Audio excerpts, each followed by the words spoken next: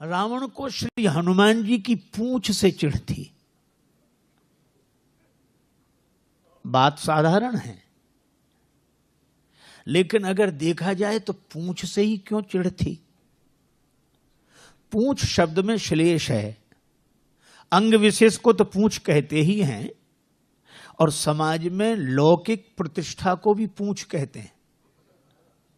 जिससे भी पूछो कि भाई इनका क्या हाल है, तो लोग प्रशंसा करने में कहते हैं इन्हें साधारण आदमी समझते हो, इनकी बड़ी पूंछ है। कुछ लोग तो कहते हैं इनकी यहां से लेके वहां तक पूंछ है, और आदमी खुश होता है कि हमारी पूंछ है।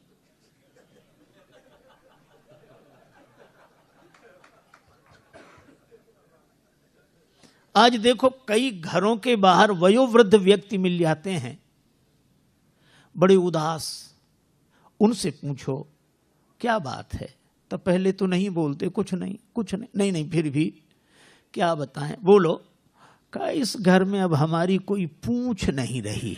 बोलो, रोना भी इसी बात का है कि पूंछ नहीं रही, और प्रशंसा भी इसी बात की है कि बड़ी पूंछ है। लोग कहते हैं उनके घर गए, चाय की कौन कहे, पानी तक के लिए नहीं पूछा। और मुझे लगता है कि सारे संसार में झगड़ा ही ये पूंछ का ही है, और हम चाहते हैं कि सबसे पहले हमें पूछो, फिर किसी को पूछो, चाहे मत पूछो। और रावण को भी श्री हनुमान जी की पूंछ से चिढ़ है, क्योंकि उसे लगता है कि हमारे यहां इनकी पूंछ,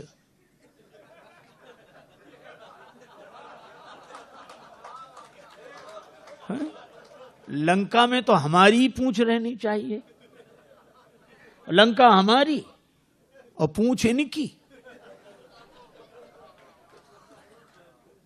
उसे पूंछ सहनी नहीं हो रही है।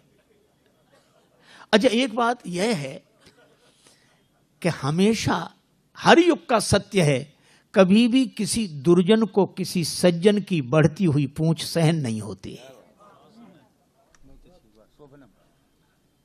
रावण को भी सहन नहीं हो रही है पूंछ, लेकिन एक और अद्भुत बात है, रावण इस पूंछ को जला देना चाहता है। जलने वाले तो जलाएंगे ही, जल ही रहे हैं, ईर्ष्या की आग में जलाएंगे ही। हालांकि हनुमान जी ने इस पूंछ को कुछ नहीं समझा। जब रावण बोला कि बंदर को मार डालो, राक्षस मारने दौड़े, विभीषण जी बड़े शांति पूर्वक आए और उन्होंने कहा कि अरे क्या कर रहे हो, नीति विरोध न मारिए दूता। रावण मान गया और बोला बंदर के अंग भंग कर दिए जाएं। अंग भंग करी पठइये बंदर। अब यह भी देखो कितनी अद्भुत बात है। रावण कहता है कि बंदर के अंग भंग कर दिए जाएं। श्री हनुमान जी ने सोचा कि अंग भंग की आज्ञा तो हुई है, नाम नहीं लिए गए कि कौन से अंग भंग किए जाएं। और रावण को अंग भंग करते समय कहीं अपनी बहन शूर्पणखा की याद आ गई कि बंदर के नाक कान काट दो। तो हनुमान जी कितनी सुंदर बात सोचते हैं। वो सोचते हैं कि हमें भगवान ने भेजा है, तो क्या हम विकारों के हाथ अपनी नाक कटा के जाएं? हमें भगवान ने भेजा है, तो क्या इन विकारों के हाथ अपनी नाक कटा के जाएं? अगर नाक कटा के जाएंगे तो क्या भगवान को मुंह दिखाने लायक रहेंगे? और हमें लगता है कि हम सबको भी भगवान ने भेजा है यहां, तो कम से कम इन विकारों के हाथ से नाक कटा कर न जाएं।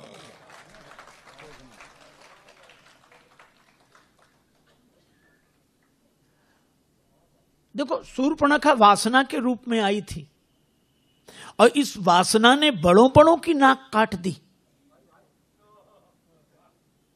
अच्छा, नाक कटना मुहावरा भी है। आदमी की आंख गड़बड़ हो जाए, चश्मा लगा ले, कान गड़बड़ हो जाए, गमछा बांध ले, टोपी पहन ले, और नाक जाए तो मामला फिर कुछ छिपाने का बचता ही नहीं है। अच्छा, एक और अद्भुत बात है, इन श्री राम जी, लक्ष्मण जी, जानकी जी तीनों ने किया सत्संग। कोई ना हो, तीन ही सत्संग करते हैं। अच्छा, सत्संग भी कहां करते हैं? पंचवटी में। और कितनी अद्भुत बात है, पंचवटी में सत्संग, अर्थात इस पांच तत्व का शरीर पाकर हमें सत्संग करना ही चाहिए। और कोई ना हो, कोई बात नहीं, लक्ष्मण जी पूछते हैं, राम जी उत्तर देते हैं, जानकी माता श्रोता हैं, तीन ही सत्संग कर रहे हैं। ज्ञान वैराग्य भक्ति का सत्संग हुआ और सत्संग के बाद शूर्पणखा आई। ये बड़ी अटपटी बात है, सत्संग के बाद शूर्पणखा। पहले आती तो समझ में आती, पर सत्संग के बाद आएगी ही, क्योंकि परीक्षा तो पढ़ाई के बाद ही आती है। सत्संगी सच्चे की कच्चे ये परीक्षा करने आई। पर धन्य है रामचरितमानस का यह प्रसंग कि इस वासना ने बड़ों बड़ों की नाक काट दी, और उस वासना को नाक कान काट के विरूपीकरण कर दिया इन सत्संगियों ने।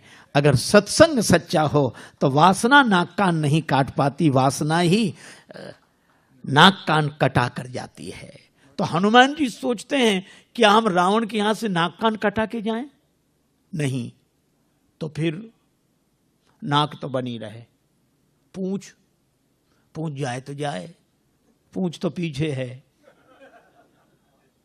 हनुमान जी ने एक काम किया, पूंछ लटक रही थी पीछे, दोनों हाथ से पूंछ को उठाया, माथे से लगाया। पूंछ को कभी चूमते हैं, फिर माथे से लगाते हैं, चूमते हैं, फिर माथे से। रावण ने देखा कि मामला क्या है। रावण तुरंत बोला, कपि कह ममता पूंछ पर। हम समझ गए कि बंदर को और कोई अंग ही याद नहीं आया, पूंछ ही याद आई, और रावण की दृष्टि पूंछ ही पे गई। सबई कहो समझाए। हनुमान जी ने सोचा काम बन गया। लेकिन रावण यह भी तो कह सकता है कि एक तलवार मंगाए के पूंछ देव कटवाए। हनुमान जी ने सोचा कि ये तो ठीक नहीं होगा, तो सरस्वती माता से प्रार्थना की कि कुंभकर्ण की बुद्धि बदली थी तो इसकी भी बदल दो। रावण बोला, तेल बोरी पट बांध पुनि पावक देहु लगाए। तेल में कपड़े डुबो, पूंछ में लपेटो, आग लगा दो। बचन सुनत कपि मन मुस्काना, भई सहाय सारद में जाना। सरस्वती माता ने सहायता कर दी। माई भगवती शारदा, शारदा शारदा, माई भगवती शारदा। जय मराल बाहिनी महारानी,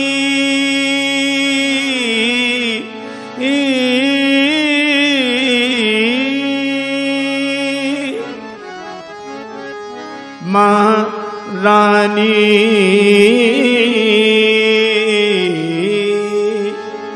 मराल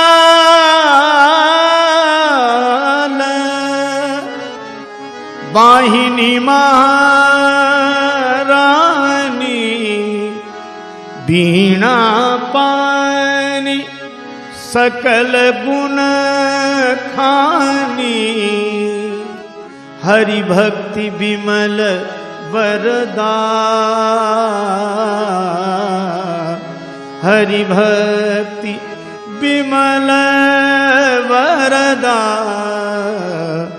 माई भगवती शारदा, शारदा भगवती शारदा।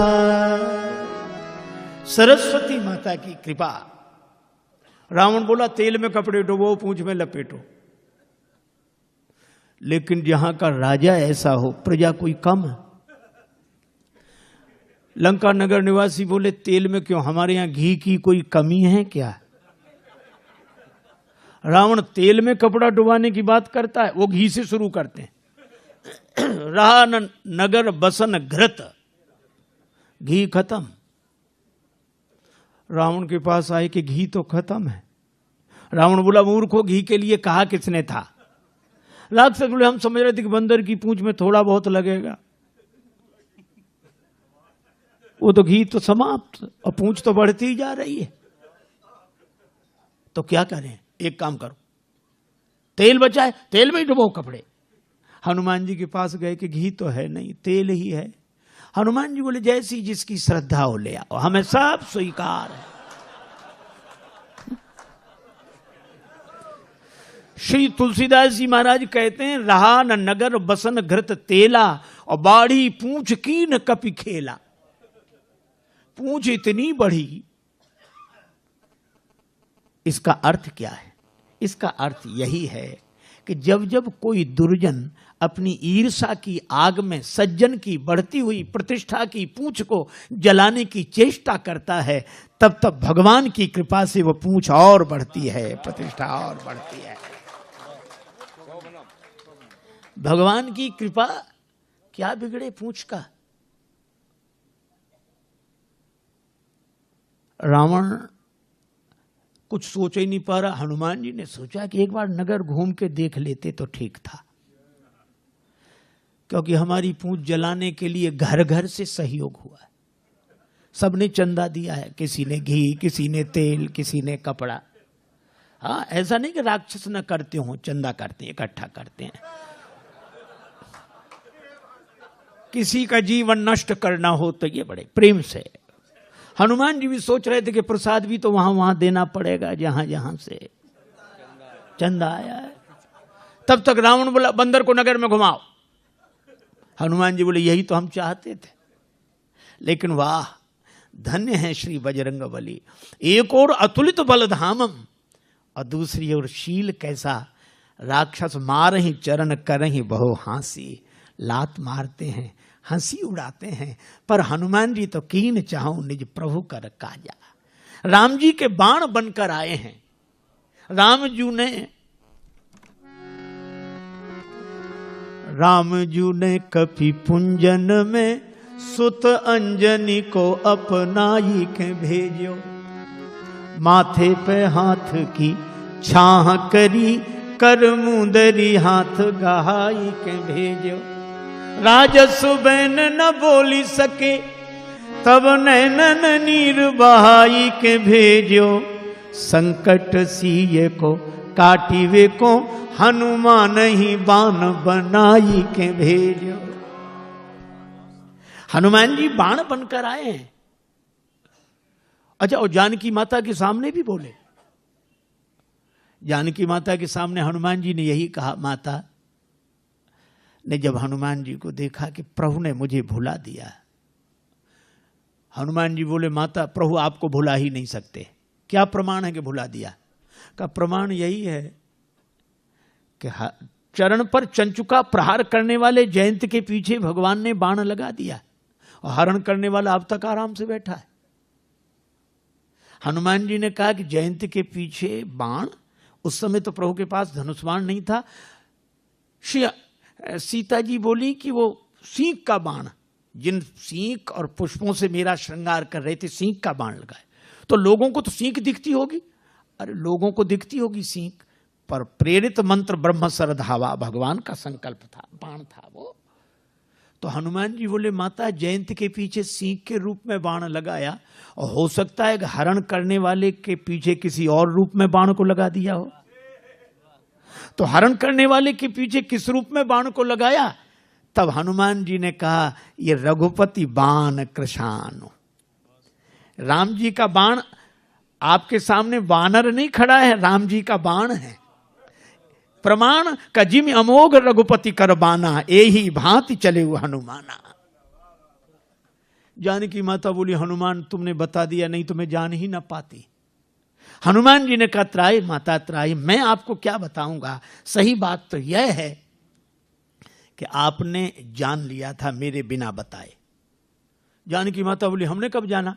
कहा जब रावण आपको डरा धमका रहा था, तब आपने सोचा क्या मैं यहां अकेली हूं? तो मन में तुरंत आया कि नहीं, असमन समुझी, ऐसा समझकर मन कहत जान की, खल सुधि नहीं रघुवीर बान के। अगर इतर कथाओं का आश्रय न लिया जाए तो राम जी का बाण तो हनुमान जी ही हैं। और श्री हनुमान जी राम जी के बाण, अच्छा बाण तो चलते हम लोगों ने देखे होंगे, वैसे न देखे हो तो टीवी सीरियल में, महाभारत रामायण में बाण चलते हैं, लेकिन इन बाणों के पांव नहीं देखे होंगे। दिखे कहीं किसी को बाण के पांव? पांव है नहीं और चलते हैं। इसका अर्थ है बिना साधन के गति होती इनकी। साधन नहीं है पर गति होती है। और मैं कहता हूं कि जो राम जी के हाथ का बाण बन गया, उसकी गति भगवान के हाथ में होती है, साधन में नहीं।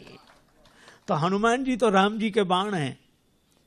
चाहे कोई कुछ भी कहे सुने।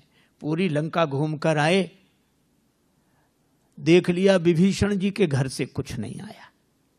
हनुमान जी ने सोचा इन्हें प्रसाद भी नहीं देना है, जिनने चंदा ही नहीं दिया इन्हें काहे का प्रसाद।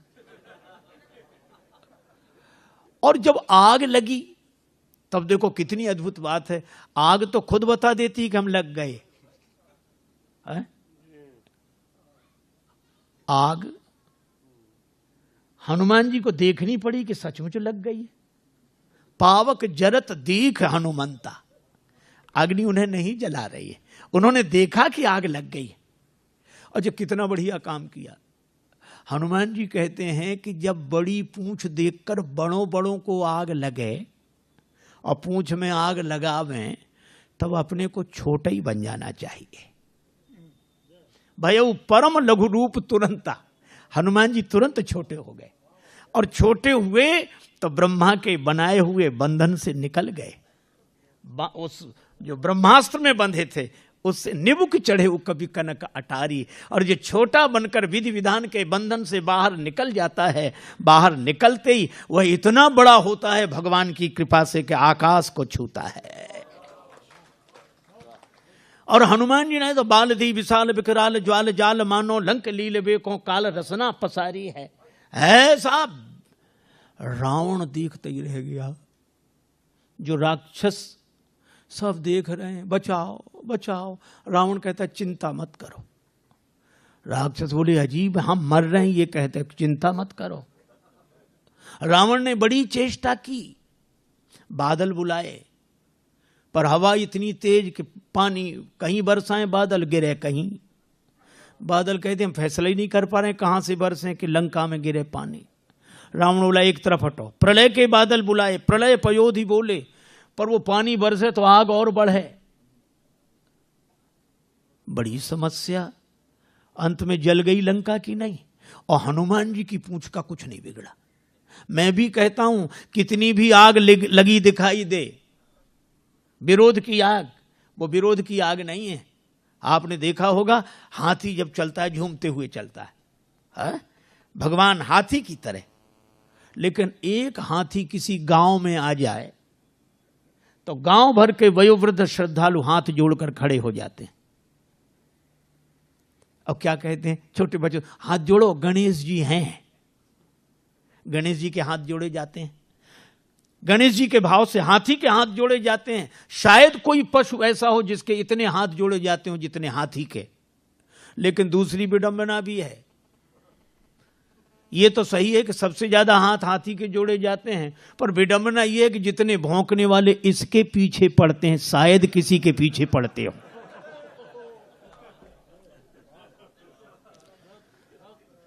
यह स्वाभाविक नियम है, जिसकी स्तुति होगी उसी की निंदा होगी। जिसके सामने लोग हाथ जोड़े खड़े होंगे, भौंकने वाले उसी के पीछे पड़े होंगे। स्वाभाविक नियम। अच्छा, लेकिन एक अद्भुत बात मैं कई बार सोचता हूं कि कुत्तों को हाथी से क्या तकलीफ, काहे को भौंकते हैं ये। अच्छा, कुत्ते सचमुच हमारी भाषा समझते होते तो हम जरूर पूछते। और कुत्ते एक ही उत्तर देते अगर सच बोलते, तो कुत्ते यही कहते कि हमें हाथी से कोई तकलीफ नहीं। फिर क्यों भौंकते हुए इसके पीछे पड़े हो? तो कुत्ते कहते हमें तो इसके आगे जो हाथ जोड़े खड़े हैं वे सहन नहीं हो रहे हैं, बस, और कोई कारण नहीं। हमें तो इसके आगे हाथ जोड़े जो खड़े हैं वे सहन नहीं हो रहे। अच्छा, एक और विडंबना है, कुत्तों में इतनी हिम्मत नहीं कि आगे आके भौंकें।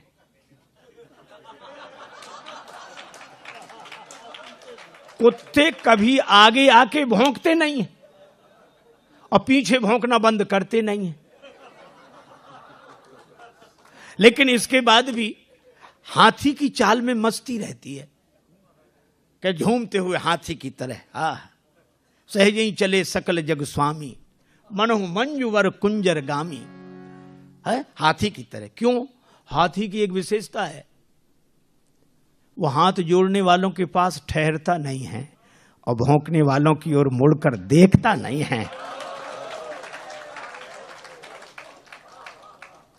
और मुझे तो हर युग से यही दृश्य दिखाई पड़ता रहा लोगों को, और आज भी हमें वही दृश्य दिखाई देता है।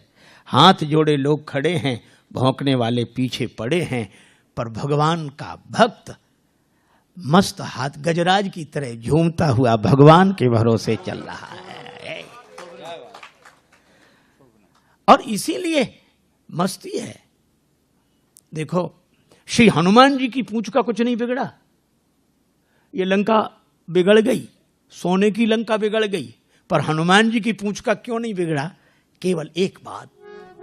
जानकी माता ने पूछा, लंक जला के जली भी नहीं। जानकी माता पूछती है, लंक जला के जली भी नहीं, हनुमंत विचित्र है पूंछ तुम्हारी। हनुमान बड़ी अद्भुत पूंछ है, लंका जला के भी नहीं जली। कौन सा जादू भरा इसमें, कौन सा जादू राजेश भरा, हंसी पूछती हैं मिथिलेश दुलारी। कौन सा जादू है हनुमान तुम्हारी पूंछ में? हनुमान जी ने कहा कि माता, बोले कपी ही राघव आगे हैं, हृदय में आगे राम जी हैं। बोले कपी ही राघव आगे हैं, और पीछे है पूंछ रहस्य है भारी। हृदय में आगे राम जी हैं और पीछे मेरी पूंछ है, तो अर्थ इतना ही सा है कि वानर को भला पूछता कौन, श्री राम के पीछे है पूंछ हमारी। इस वानर को कौन पूछता? राम जी आगे हैं और राम जी के कारण ही मेरी पूंछ है। और जिस पूंछ के आगे भगवान हृदय में विराजमान हो, उसे पूंछ के पीछे नहीं पड़ना पड़ता, पूंछ उसके पीछे पड़ जाती है। और इसीलिए हनुमान जी की यह पूंछ की महिमा है, जिसका रावण कभी कुछ नहीं बिगाड़ सका। और आज तक हनुमान जी की पूंछ है। राम ते अधिक राम कर दासा।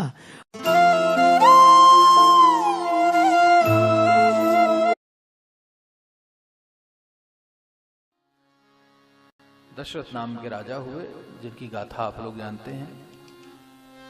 3 प्रमुख रानियां थी, कौशल्या, कैकेयी और सुमित्रा। धन संपत्ति की कोई कमी नहीं हुआ। बहुत समय बीत गया, पुत्र की प्राप्ति नहीं हुई। मन में बस यही ग्लानि, पुत्र कैसे हो? वशिष्ठ जी से उपाय पूछा। वशिष्ठ ने कहा, यज्ञ करना पड़ेगा। श्रृंगी ऋषि को बुलाकर यज्ञ कराया गया। अग्नि स्वयं यज्ञ